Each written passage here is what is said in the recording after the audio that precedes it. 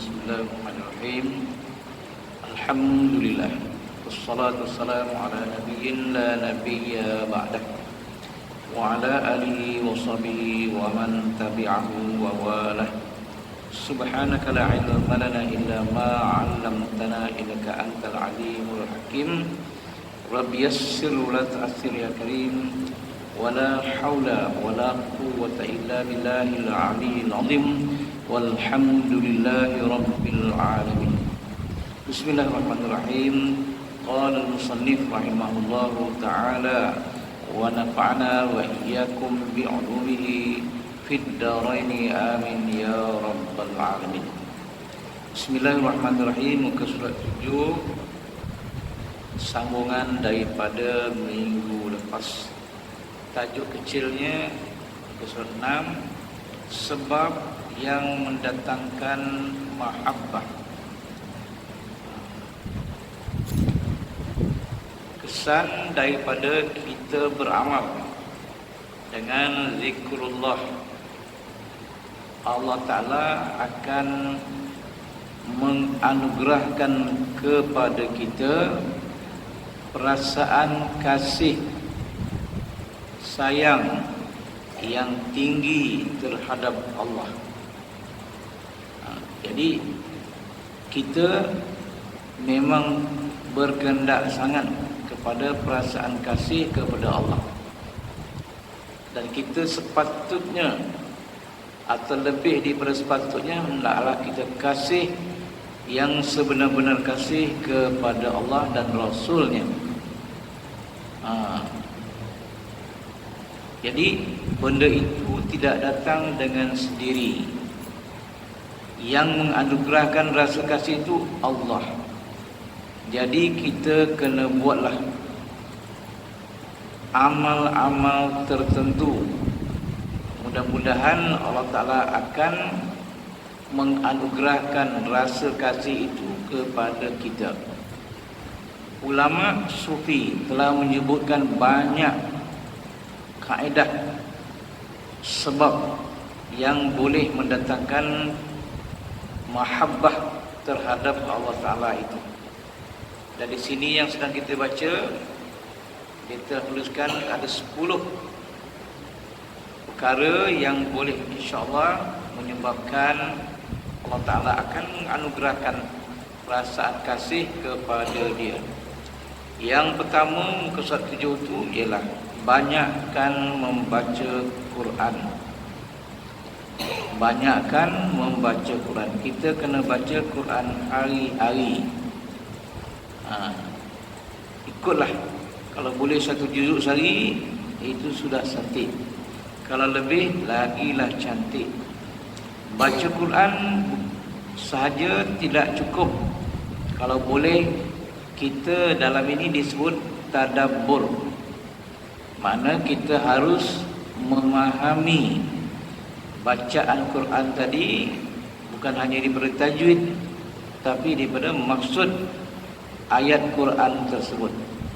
Sebab Quran yang penting ialah maksud daripada ayat tersebut. Kita kena tadabbur. Kita kena tengok balik apa ke mana tujuan dia, kepada siapa ditujukan ayat ini, untuk apa. Lepas tu apa intisari yang kita dapat daripada ayat ini. Itulah dia tadabbur. Kemudian kenapa? Untuk memahami makna serta apa yang dikehendaki daripadanya. Jadi ada Quran, kalau kita baca saja tapi kita tak nampak maksud dia, pasal kita tak tadabbur. Contohnya lah, kita bacalah ayat Quran yang bunyi wal 'adiyati dhabha fal muriyati qadha fal mughirati subha sampai habis. Bila kita baca tu, kita baca terjemahan saja. Contoh, di terjemahan tadi kita tak nampak. Dalam tu disebut wal 'adiyati dhabha, demi kuda-kuda yang berlari kencang ke tengah medan perang dengan tuannya sampai mengeluarkan api daripada kaki dia kerana bersentuh dengan kerikil-kerikil tajam di medan perang. Itu cerita dalam tu. Jadi kalau kita baca macam tu, kita tak nampak ke mana pergi dia. Dan ayat ujung dia, innal insana lirabbihi lakanud, bahawa manusia itu bagi Tuhannya adalah amat derhaka. Cerita dia lah. Tadi cerita kuda, lepas tu ceritain manusia pula. Kalau baca terjemahan saja, tidak ditadabur, kita tak nampak. Nampak cerita tu ya. Tapi bila kita boleh mentadabur dia, kita nampak di situ. Jadi wal adiyati itu, waw tu dipanggil waw qasam, waw sumpah. Maknanya demi kuda-kuda yang berlari kencang dengan tuannya di medan perang sampai mengeluarkan api di kakinya kerana ladam tu bertembung dengan batu, mengeluarkan api lah. Habis cerita kuda. Lepas tu cerita manusia dengan tuannya derhaka. Jadi seolah-olah biasa, tak ada apa, biasalah tu. Memang manusia ni banyak yang derhaka pada Tuhan, tak taat, tak patuh. Tuhan suruh buat, dia tak buat. Tuhan kata jangan buat, dia buat. Itulah sifat manusia, lakana. Jadi apa kita dapat? Tak ada. Pasal kita tak tadabbur. Tapi kalau kita tadabbur balik, apa cerita kuda tadi? Allah Ta'ala bersumpah dengan nama kuda. Demi kuda yang berlari kencang. Kenapa Tuhan ambil kuda pula? Jawabnya dia nak menjelaskan kuda ini, di situ tak adalah sebut.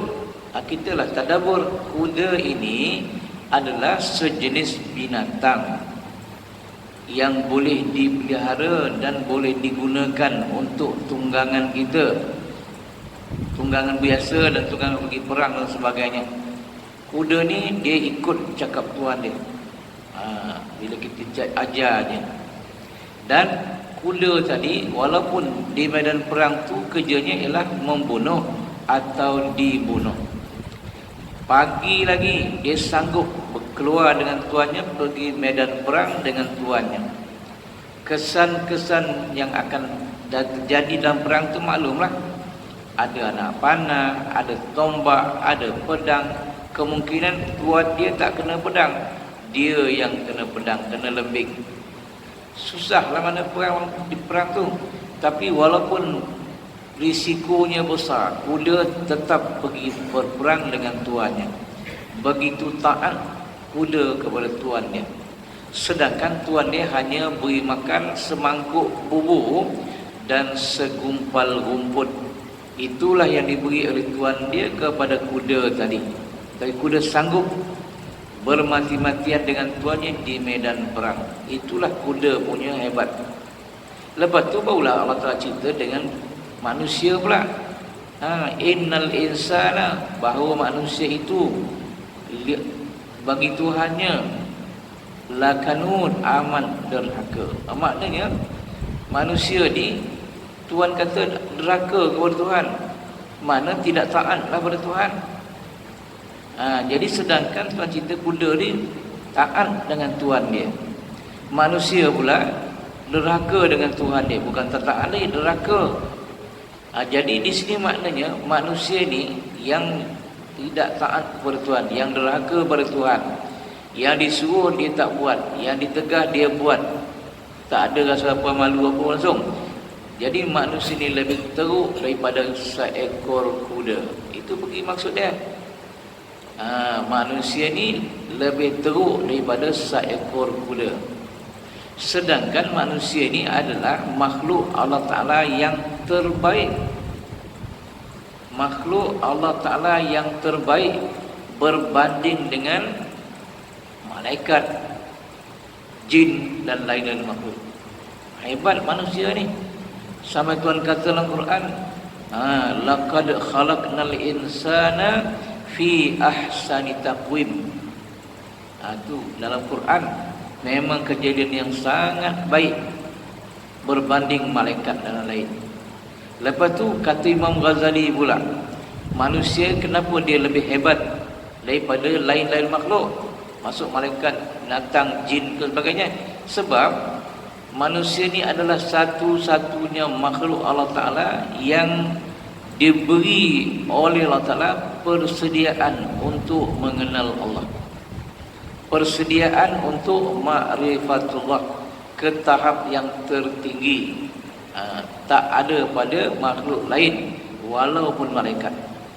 Kata Imam Ghazali, fasyaraful insani wa fadilatuhu allati faqa jumlatan minal khalqi bisti'dadihi lima'rifatillahi ta'ala. Itu dia punya matan dalam Ihya Ulumuddin. Kemuliaan manusia dan kelebihan manusia berbanding dengan lain-lain makhluk ialah kerana manusia ada persediaan untuk ma'rifatullah, bisti'dadi li ma'rifatillah, kerana manusia mempunyai persediaan untuk ma'rifatullah, ma'rifatullah yang tertinggi, iaitu dengan beramal, belajar ilmu tasawuf, beramal dengan zikir tarikat. Bila dia dah beramal dengan zikir tu, Tuhan akan tingkatkan daripada zuk kepada fana billah. Dalam fana billah dia akan buka hijab, Tuhan bukakan hijab dia dan diperlihatkan yang dikatakan tauhidul af'al, tauhidus sifat dan tauhiduz zat dalam masa fana billah tadi. Jadi di dalam fana uzzat tadilah manusia tadi melihat bagaimana Allah Ta'ala yang bersifat mukhalafatu ta'ala lil hadis, yang tidak dapat dicapai oleh lain-lain makhluk. Wallahu alam. Itulah hebatnya manusia. Jadi kita kena tadabbur. Tak tadabbur tak jumpa. Tapi tadabbur pula jangan tadabbur saya saja. Kita mestilah mempunyai pengetahuan atau ilmu alat yang cukup dengan cukup untuk mentadabbur Quran. Maknanya kita mesti mahir dalam bahasa Arab. Dalam Arab tu dia pula mahir dalam nahu, mahir dalam saraf. Lain dan alat pula mahir pula dalam ilmu balaghah, ilmu ma'ani, badi', bayan, wallahu alam. Mahir pula dalam ilmu mantik dan banyak lagi dalam ilmu bahasa ni. Kurang lebih 16 ilmu dia. Baru kita layak mentadabbur Al-Quran. Kalau tidak, kita lebih banyak menggunakan akal. Bila guna akal kan yang tidak berfaksikan ilmu alat tadi, takut-takut dia akan tidak menepati sebenarnya. Itu maksud. Jadi tadabbur untuk memahami. Jadi bila kita baca Quran, bila kita tadabbur lah kali, inilah satu sebab yang boleh menjadikan Allah Ta'ala memberikan mahabbah ke dalam hati kita. Jadi maksudnya kita nak kita kena baca Quran, kalau boleh tadabbur lah. Kalau tak boleh tadabbur macam mana? Jawabnya tak ada pilihan, baca sajalah makna yang disediakan oleh orang yang menulis Quran itu tadi. Itu saja, tak ada pilihan lain lah. Tak ada yang lain, itu yang ada, itulah baca. Itu yang pertama. Yang kedua, mendekatkan diri kepada Allah dengan perkara-perkara sunat. Setelah melakukan yang fardu, ia boleh menyampaikan seseorang kepada darjat mahbubiyah setelah melalui mahabbah. Jadi kita kena banyak beribadat dengan ibadat sunat. Yang wajib tu mestilah, tapi yang sunat ni kena buat banyak lebih. Pasal Allah Ta'ala telah berfirman dalam hadis kursi dia, la yazalu abdi yataqarrabu ilayya bin nawafil ila akhir hadis. Itu hadis kursi. Maknanya perkataannya daripada Nabi Muhammad, tetapi isinya, maksudnya daripada Allah. Sentiasalah hamba aku itu menghampir aku dengan ibadat-ibadat sunat. Jadi bila dia ada banyak buat tu, akhirnya pandangan dia adalah pandangan Allah, pendengaran dia pendengaran Allah. Maknanya Allah, maksudnya Tuhan pelihara mata dia, Tuhan pelihara telinga dia, Tuhan pelihara lidah dia, dan lain-lain. Ini kena banyakkan ibadat sunat. Apa ibadat sunat? Salat, ada salat sunat. Puasa sunat. Zikrullah memang pun sunat muakkad. Selawat memang tinggi, Tuhan perintahkan kita berselawat.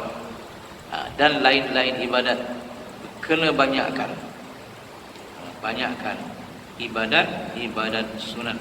3, sentiasa mengingati Allah dengan lidah, hati.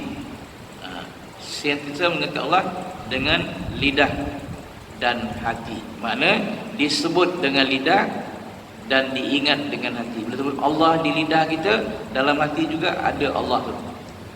Yang penting di hati. Jadi kadang kita kena biasakan dua, Allah di mulut, Allah di hati. Mesti ada tu. Jadi mana berzikirlah tu, amalan dan tingkah laku dalam semua keadaan. Jadi cara kita tu mengingat Allah Ta'ala, termasuklah hati, lidah, tingkah laku kita, amalan kita dalam semua keadaan. Apa yang diperolehi daripada mahabbah adalah mengikut kadar zikirnya kepada Allah. Jadi maknanya lagi banyak zikir kita, insya-Allah lagilah andal akhirnya. Macam itulah. Jadi kita azamlah berzikir. Dan zikir itu adalah zikir yang diajar oleh Nabi. Hari ini dipanggil zikir tarikat. Apa tarikat tak kira. Kita berzikirlah. Dapat setahun 1 juta atau 3 juta setahun, cantiklah. Jadi kalau tak ada 1 juta, atau rugilah kita dalam hidup sebenarnya. Sebab tu anda kenalah berzikir, dapatkan angka-angka juta ni. Jangan sikit-sikit tak nak. Kita semua dah tahu dah, kalau kita berzikir lebih daripada 70,000, makna boleh mendinding daripada api neraka. Kan sedap tu. Jadi jangan 70,000 nya kita zikir lebih daripada 70,000. Jadi kalau lebih itu banyak mana? Main banyak-banyaklah. Tapi bukan kita buat satu hari. Katalah satu hari kita buat 1,000. Sebulan kita dapat 30,000. Kalau sebulan 30,000, setahun 30 berapa? 300,000. Sebulan 30,000, setahun 300,000. Setahun 300,000. Jadi kalau setahun 300,000, 3 tahun dapat 1 juta. Kalau sehari 1,000. Kalau lebih daripada 1,000, handal lah. Jadi 1,000 tak banyak, tuan-tuan. Kalau kita berzikir lepas maghrib kan, 1,000 ni biasa je. Kita berzikirlah. Maghrib subuh zikir dalam 1,000, zuhur kan 1,000 lagi, asar 1,000, maghrib 1,000, isyak 1,000, dah ada 5,000 dah tu. Banyak tu, tak pasal. Kalau 5,000 sehari, berapa banyak tu? Sebulan kita dapat 150,000. Setahun, bayangkan, cukup banyak. Tapi kalau kita tak buat, angka 10 pun tak sampai. Jadi kita berapa kali berzikir setiap hari? Tengok kan, di sekarang ni tak ada masalah. Bila kita dah di akhirat besok, masa itulah baru nampak, ya Allah, tengok orang tu senang, orang tu lepas ini, kita tak lepas kerana kita tak ada zikir. Sebab itulah sebelum berakhir hidup kita ni, carilah angka juta-juta ni. Boleh. Boleh. Sehari 1,000 pun lah boleh. Tapi kalau sehari 10,000, memang amat cantik. Itu dia. Buat. Yang tak ada, cari. Itulah guna kita belajar ilmu tasawuf ni. Okey.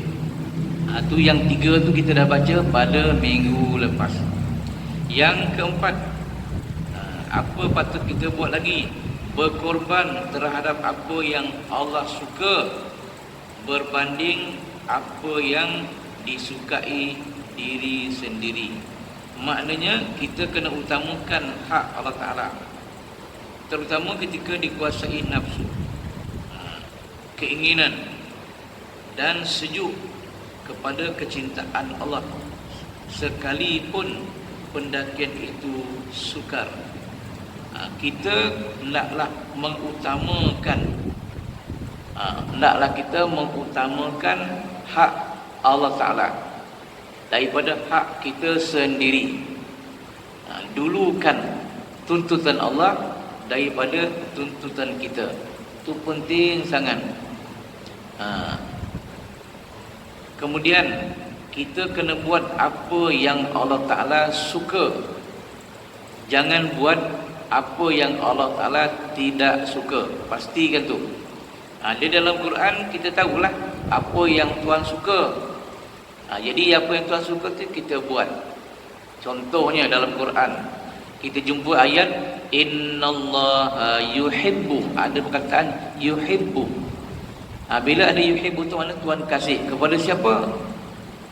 Tawabin, orang yang banyak taubat. Innallaha yuhibbut tawabin wa yuhibbul mutatahhirin. Tuhan kasih kepada orang-orang yang banyak melakukan taubat, dan Tuhan kasih kepada orang yang suka membersihkan dirinya zahir dan batin. Itu kena tadabbur tu, kita tak jumpa. Jadi kita buat apa yang Allah Ta'ala suka. Apa Tuhan suka lagi? Banyak dalam Quran. Rajin baca Quran, catat kata dia ibu tu. Yang tidak suka tu jauhkan. Apa contoh tak suka? Dalam kata bab makan, kulu washrabu wala tusifu, makanlah minumlah jangan berlebih-lebih. Innahu, sesungguhnya Allah Ta'ala la yuhibbu, tidak kasih al-musrifin, orang-orang yang banyak minum dan banyak makan. Jadi bila kita makan, ingat, banyak minum, banyak makan, Tuhan tidak suka.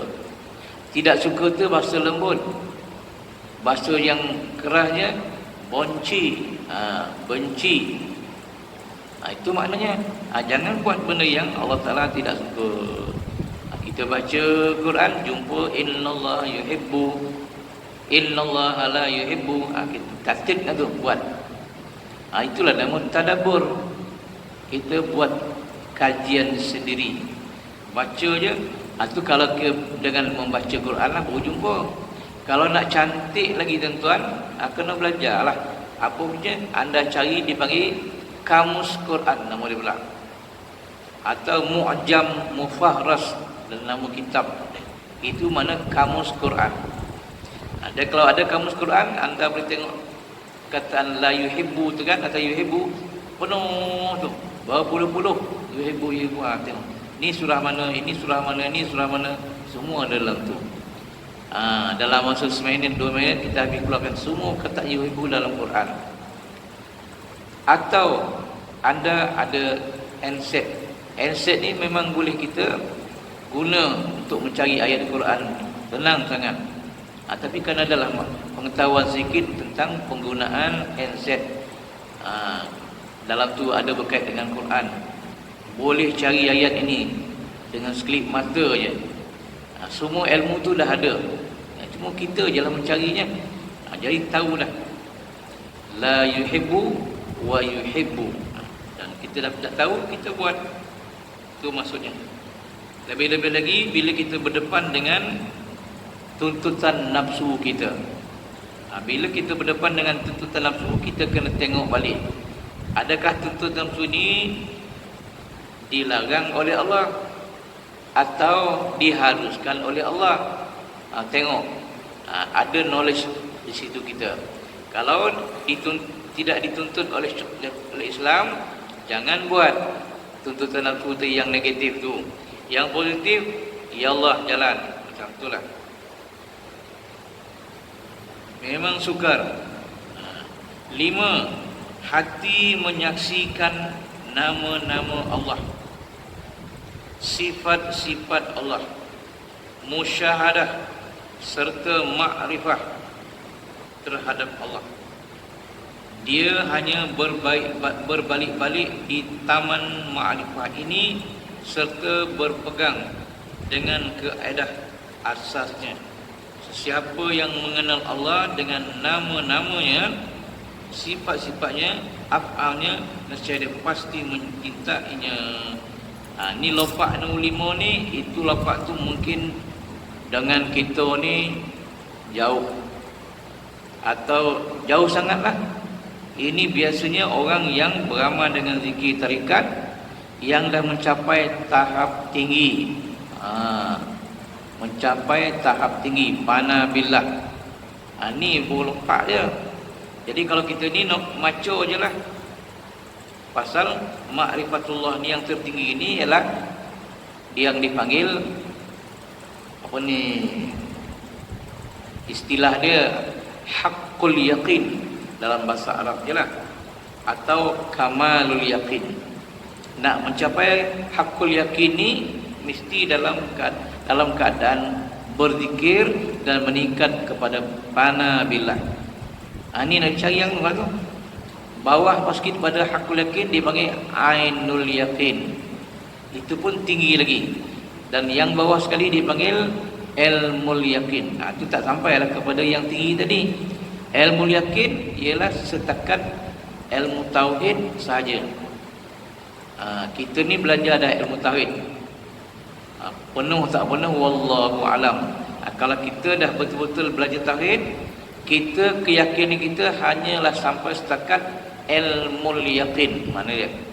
Yakin berdasarkan ilmu. Yakin berdasarkan dalil dan hujjah, burhan. Iyo kalau Ta'ala tu ada. Iyo, apa dalilnya? Kita bacakan Al-Quran dia. Inna fi ikhtilafil laili wan nahar la ayatil li ulil albab. Contoh.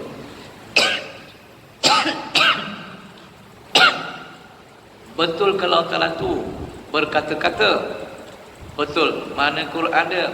Wa kallamallahu Musa taklima. Betul kalau Ta'ala itu bersalahan dengan cara yang segala yang baru ni. Betul. Laisa kamitslihi syai'un fil ardi wala fis sama' ila akhir ayat. Ada, itu namanya ilmul yakin nama dia. Ilmul yakin. Adakah kita sampai tahap itu? Mungkin sampai dan mungkin tidak. Pasal kita ni kadang-kadang tak faham ayat Quran tadi. Tahu Allah Ta'ala tu memang bersalahan dengan segala yang baru, tapi dalil kita tak ada. Tak cukup lah. Itu baru ilmu yakin. Kalau ilmu yakin pun tak sempurna, macam mana nak bagi ainul yakin? Lagi jauh. Kalau ainul yakin pun tak ada, haqqul yakin lagi tak ada, lagi jauh. Jadi apa bezanya ilmu yakin, ainul yakin, haqqul yakin? Dulu dah pernah saya sebut.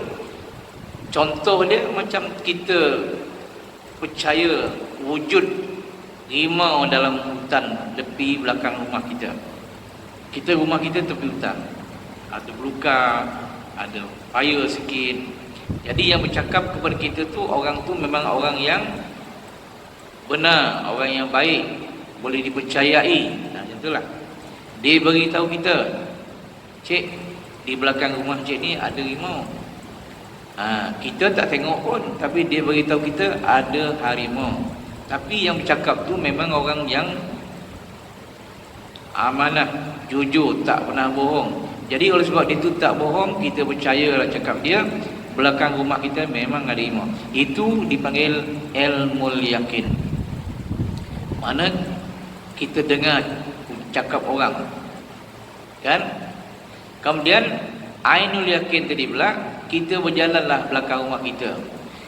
Kita tak nampak dekat tempat lembah tu ada kesan atau jejak kaki harimau. Keruh lagi. Jadi kita yakin tak dalam luka belakang mata ada harimau? Ada, pasal kita jumpa dia punya jejak baru lagi. Tapi nampak tak harimau dia? Tak nampak. Itu namanya ainul yakin. Lepas tu satu hari kita berjalan di belakang rumah kita nampak seekor benda melompat depan kita. Belang-belang bos kita lompat. Ini rimau ni. Dan kita dah nampak dah rimau melompat. Jadi maknanya kita yakin di belakang rumah kita ada harimau. Yang kita nampak harimau tu itu dipanggil haqqul yakin. Yang kita nampak jejaknya saja itu dipanggil ainul yakin. Kita dengar daripada cerita orang tadi itu ilmul yakin. Di mana kita sekarang ni? Haqqul yakin jauh sekali. Ainul yakin pun masih jauh juga. Ilmu yakin, di situlah kita berbalik-balik. Jadi kita lah kena mantapkan dia elok. Meningkatkan. Itu sebab kalau kita belajar, tingkatkan keimanan kita, tingkatkan ketakwaan kita, tingkat tiap-tiap hari Jumaat. Khatib semua bercakap tingkatkan ketakwaan kita, tingkatkan. Jadi dia khatib, sebab itu satu daripada benda yang kena sebut dalam khutbah. Jadi kita kena tingkatkanlah ketakwaan kita, keimanan kita. Macam mana cara dia? Belajar. Itulah cara dia. Kita buat atau tidak? Wallahu a'lam. Kadang kita suruh orang bertakwa, kita pun tak buat juga. Inilah keadaan yang sedang berlaku. Okey. Jadi sifat Allah, perbuatan Allah Ta'ala, zat Allah Ta'ala, kita kenalah ambil tahu. Ini maknanya 6. Menyaksikan kebaikan, menyaksikan ihsan, nikmat Allah Ta'ala, sama ada yang batin maupun yang zahir, kerana ia mendorong ke arah kecintaan terhadapnya, terhadap Allah. Kita kena melihat dengan ilmu kita tentang ihsan Allah Ta'ala, tentang baiknya Allah Ta'ala ni kepada kita. Kita kena tengok kebaikan dia. Ihsan pun sama maknanya. Dan nikmat Allah yang kepada kita banyak. Baik nikmat zahir, baik nikmat batin. Ia mendorong kita kasih kepada Allah Ta'ala. Jadi dalam hidup kita ni, kita banyak menerima kebaikan daripada Allah Ta'ala. Dalam hidup ini kita banyak menerima ihsan daripada Allah Ta'ala. Dalam hidup ini banyak kita menerima berbagai-bagai nikmat Allah Ta'ala. Tak terhingga banyaknya. Tuhan pernah sebut dalam Quran, kalau kamu hitung nikmat Allah yang Tuhan beri kepada kamu, nescaya kamu tak dapat menghitungnya. Wa in ta'uddu ni'matallahi la tuhsuha. Tak mampu kita nak hitung, banyak sangat. Itu umum lagi. Ada nikmat yang berbentuk zahir, ada nikmat yang berbentuk batin. Itu pun kita tak jelas betul. Pasal kita tak berapa membaca, mengkaji. Jadi kalau kita nampak kebaikan, ihsan dan nikmat Allah Ta'ala zahir dan batin ini, menjadikan kita mudah untuk pergi kepada kecintaan kepada Allah Ta'ala tadi. Macam tu. Kalau ada boleh tu. Jadi inilah yang katakan ilmu yang kita nak cari, ambil tahu. Jadi macam nikmat Allah Ta'ala tadi, banyak sangat. Kita tak pernah membilang nikmat Tuhan. Walaupun tak terhingga banyaknya, tak mampu nak bilang, tapi yang boleh bilang tu pun kita tak pun. Kita guna pakai saja nikmat Allah Ta'ala, tapi kita tak ingat langsung nikmat tu dia beri. Kita hari-hari gunakan mata, sedangkan mata tu adalah nikmat Allah Ta'ala. Hari-hari kita gunakan telinga, sedangkan telinga tu juga adalah nikmat Allah Ta'ala. Bahkan kadang-kadang kita salah guna pula nikmat Tuhan tadi. Tuhan suruh gunakan ke tempat yang baik, kita gunakan ke tempat yang tak baik. Mata, telinga, lidah dan sebagainya. Jadi macam mana ni? Jadi jauh sangat untuk sampai kepada kecintaan kepada Allah Ta'ala.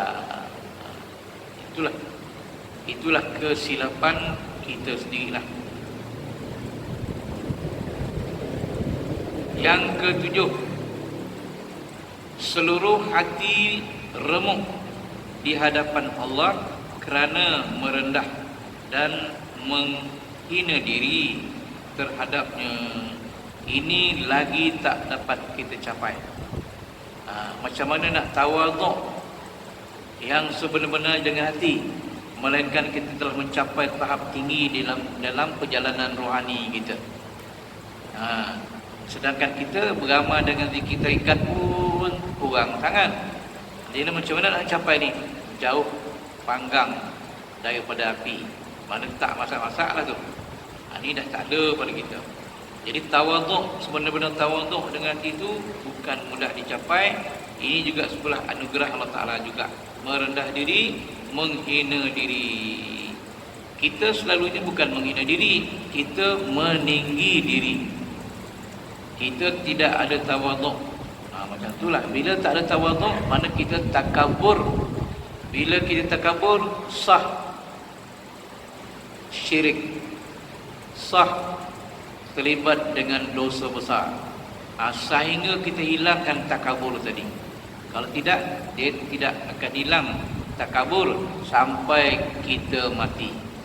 Dan mati besok, mati di dalam keadaan bergelumang dengan syirik, kerana kita takabur.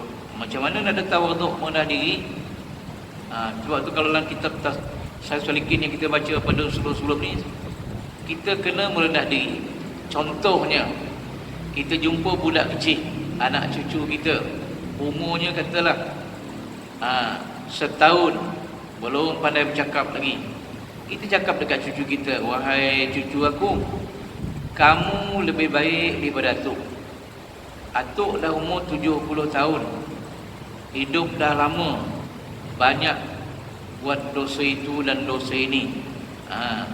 Kamu baru setahun, belum ada lagi apa buat kesalahan pun. Kalau kesalahan pun tidak diambil kira, maknanya kamu bersih daripada sebarang bentuk dosa. Wahai cucu aku, oleh sebab itu kamu adalah lebih baik daripada atuk. Itu dia. Itu kalau dengan manusia, dengan binatang dia sama je. Kita jumpa kambing, wahai kambing, kamu lebih baik daripada aku. Kambing, pasal kamu tak pernah kena pun dengan dosa. Kamu dijadikan Allah Ta'ala untuk manusia. Kamu dah mati, tak ada apa, tak ada dakwah dakwi lagi dah. Selesai. Aku tak hidup, ada dosa, ada pahala, besok didakwa lagi. Jadi engkau lebih baik daripada aku. Sama macam tu lah. Itu dalam kitab sebut macam tu. Jadi ada kita sebut itu? Memang tak ada. Takkan kita mudah diri daripada budak, daripada kambing, bodoh nama. Tapi tak. Dalam tasawuf kita kena fikir macam tu. Kita kena tawaduk. Tapi nak dapat ni kena hilanglah takabur tu dengan bizikrillah. Itu maksudnya. 8. Berkhalwah dan atau bersendirian dengan Allah ketika tajalli ilahi, bertujuan untuk bermunajat kepada Allah. Lebih-lebih lagi pada waktu malam sahur, membaca Al-Quran dengan hati yang tenang serta beradab di hadapannya. Kemudian mengakhirinya dengan istighfar dan taubat. Sama lah tu. 8. Kita kena berkhalwah. Ada buat tu? Memang tak ada. Tak ada. Bukan kalau ada orang perempuan, itu lain pula, salah. Kita kena ada khalwah, bersendirian dengan Allah. Tujuannya berzikir lah. Tujuannya bukan saja-saja berkhalwat. Kena khalwat. Bila yang baiknya waktu sahur. Dan untuk baca Quran, berzikir dengan hati yang tenang, beradab terhadap Allah Ta'ala. Kerana diakhiri dengan istighfar atau taubat. Macam itulah. Itu jadi amalan pula. Dapatkan perasaan kasih Tuhan ni, bangun malam, tahajud, qiraah Al-Quran, zikrullah, selawat dan taubat. Itulah. Dan hendaklah istiqamah. 9. sentiasa bersama dengan golongan pencinta yang sadiq, dan memetik kata-kata terbaik mereka seperti memetik buah yang terbaik. Antara adab bersama mereka ialah tidak bercakap di hadapan mereka, melainkan apabila benar-benar yakin adanya masalah, dan percakapan itu menambahkan ahwal diri dan bermanfaat kepada orang lain. Ni yang ke-8, yang ke-9 ni, kita kenalah selalu bersama dengan orang-orang yang bersama-sama dengan Allah. Nampak kan? Dalam kitab, banyak kitab lah sebut kun ma'allah. Fa ilam takun kun ma'amman kana ma'allah. Jadi kalau diri kamu bersama-sama dengan Allah. Kalau kamu tak dapat bersama-sama dengan orang yang bersama Allah, hendaklah kamu bersama dengan orang-orang yang bersama dengan Allah. Kita terus bersama dengan Tuhan, dengan Allah, tapi kita tak mampu, kelemahan kita. Jadi kalau kita tak mampu bersama Allah, hendaklah kita bersama-sama dengan orang-orang yang bersama dengan Allah. Jadi maknanya inilah cerita dia. Jadi guru mursyid lah, naklah mendekatkan kita dengan guru mursyid, dengan adab-adab kena belajar. Ini 9 kena belajar. Dan 10, menjauhkan semua penyebab yang menjadi penghalang di antara hati dengan Allah Azza wa Jalla.